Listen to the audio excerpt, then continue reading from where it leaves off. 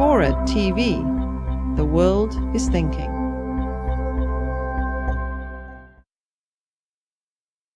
You've had so many unique experiences. You were introduced to the Super Bowl.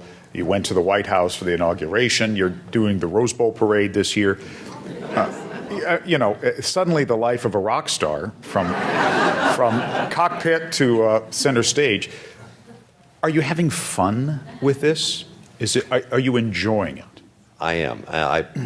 But you got to realize what a 0 to 60 in a nanosecond ride this was. And one of my chapter titles is The Wild Ride, and that's what it's been. It's been a wild ride. And at first it was simply overwhelming. And then it felt surreal. It was hard to believe it was hard to believe the event had happened, and it was hard to believe this was happening as a result of it. But yeah, you come to terms with it and you get better at it. You either sink or you swim. And so I've worked just as much just as much as I cared about flying, I cared about doing this ride as well. And so I've worked very hard to become better at this part of it and to become the kind of spokesperson that my peers expect me to be, and that they need me to be. Right, but you've been conscious of that. Yeah, and so I think what's helped me the most is I've learned to have some fun with it. I've learned to kind of lighten up and enjoy it, and I've really had to make a mental shift in my attitude, and that is to be energized by it and not be so used up by it. And that was the key for me finally. What is the? There was a interview years ago that Ted Koppel did with Bruce Springsteen, and he said to Bruce Springsteen, Ted Koppel loved rock and roll music, and he said to Bruce Springsteen, when you go out on stage, people just go crazy about you, over you. They're enthralled. They're overwhelmed. What is that like to experience? And his answer was, well, I suppose it makes you kind of tough to live with. How has this, because you're a grounded fellow and you have a grounded family, how has this changed you, or has it? I think it has to, as much as we try to be true to ourselves. I think it does. I certainly had to be more comfortable assuming this role. It's like a new job. I had to get better at my new job, but I know it's a good job and it's an important job. And so if part of my new job is being the public face of something that makes people feel so hopeful, then that's a worthwhile thing to do. But Laurie will tell you, and she's very good about keeping me grounded, that sometimes it is hard. And I think what was especially hard, I've gotten a little bit better at it lately, is finding the right balance between family and everything else, especially when now there's so much everything else.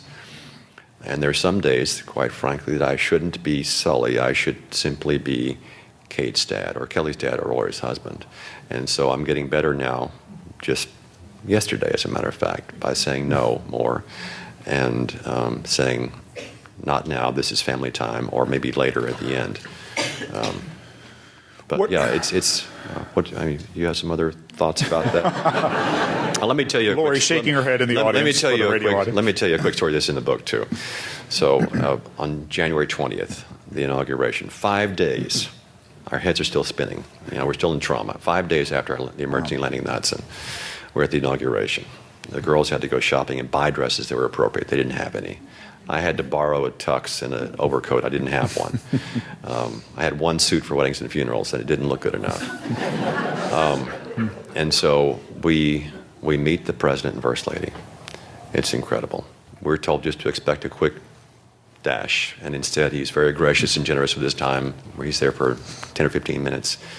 At one point turns to my wife, and the president says, "So you're not letting all this go to his head, are you?" And being the good partner she is, she immediately and forthrightly responded, "Well, people may think he's a hero, but he still snores."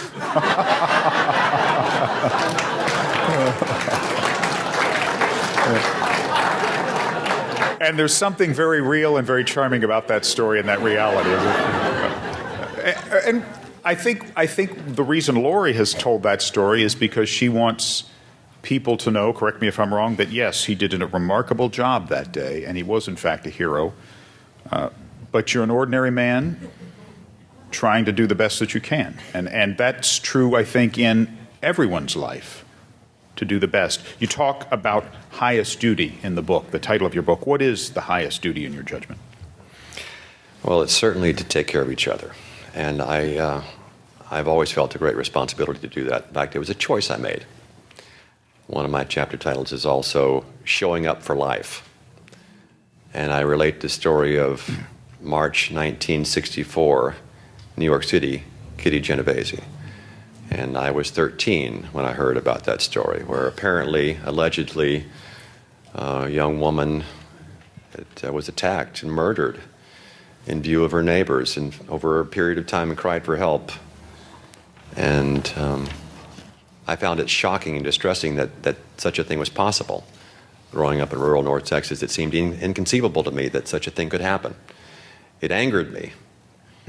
And I made a promise as a 13-year-old that if I were ever in a situation where I could help someone who needed my help, I would choose to do so. At 13, you made that decision. At 13.